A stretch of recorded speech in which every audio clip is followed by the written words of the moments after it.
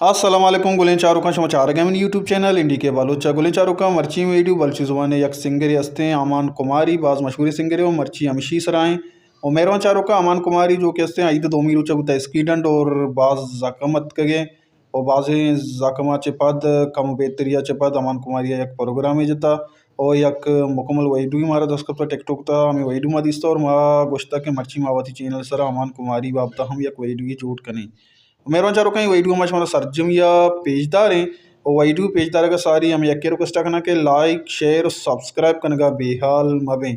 परचा के शुमा सपोर्ट अलमी शुमा हमारा सपोर्ट करने वहाँ शुमा वास्ता वैडू जोड़ कने और गुलन चारो का ब्याह शुमारा पेजदार हैं अमान कुमारी है ये वैडिया और अमान कुमारी वस्ता हल्लम दुआ बेकने बच्चा के यक सिंगरे और सिंगित कनगा हैं वो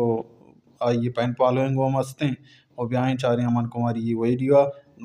दुआ लाजम बिकने क्या जूत जूत से अभी भी सजना से बेसरा वीडियो बेचारे था।